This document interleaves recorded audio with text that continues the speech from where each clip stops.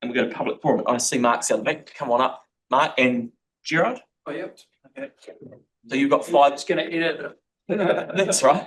You're first up. So you've got 5 minutes and yeah.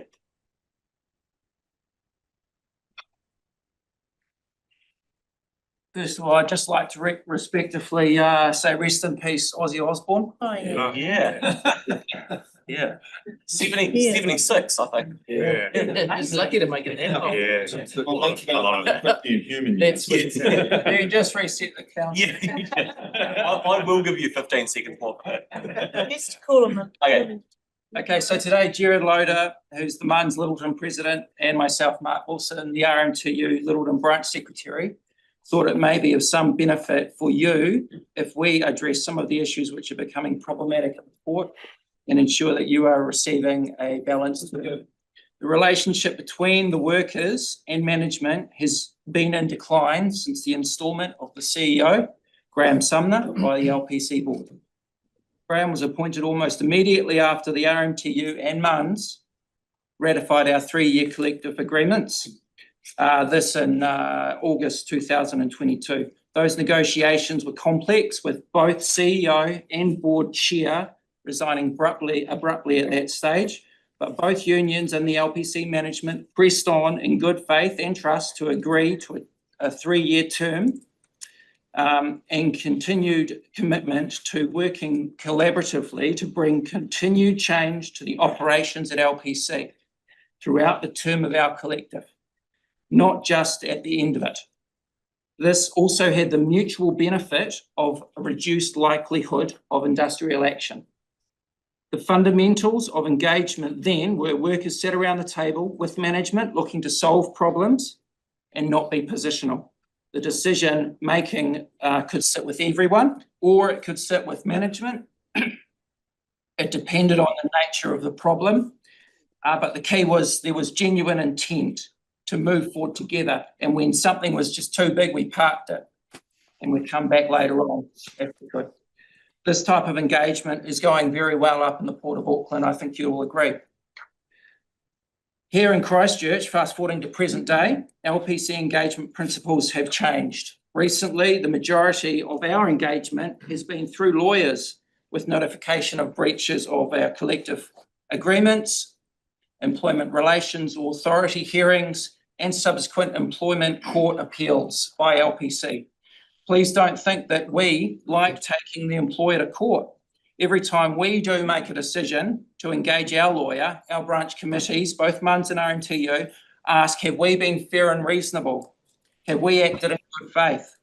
We then seek guidance from our national office, and finally we take it to our membership to explain why we are suggesting to spend our money on lawyers at the same time when LPC is also spending collectively our money against us.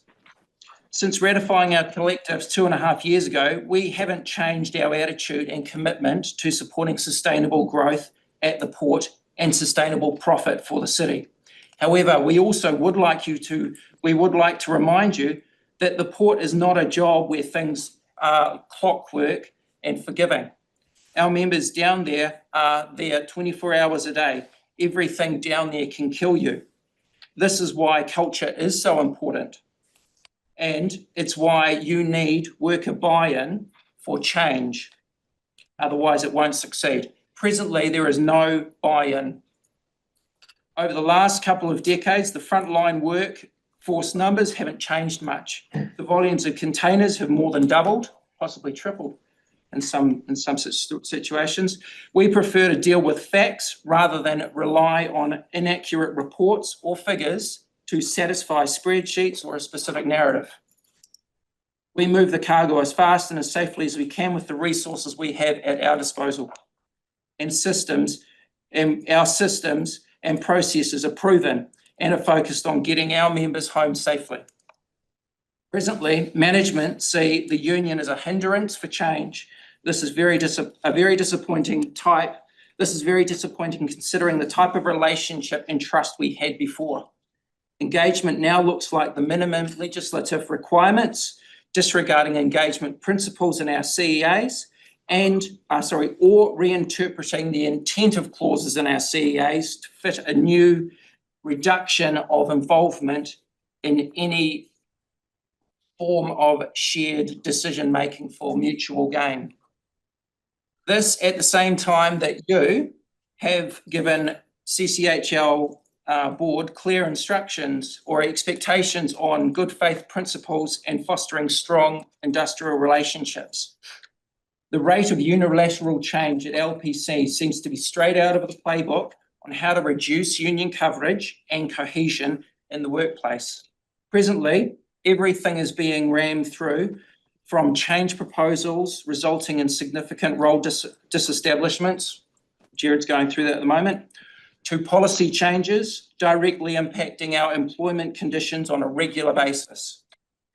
The consultation process focuses on justification of management decisions rather than involvement of the workforce. This is a significant reason for ongoing legal disputes. There is just almost finished.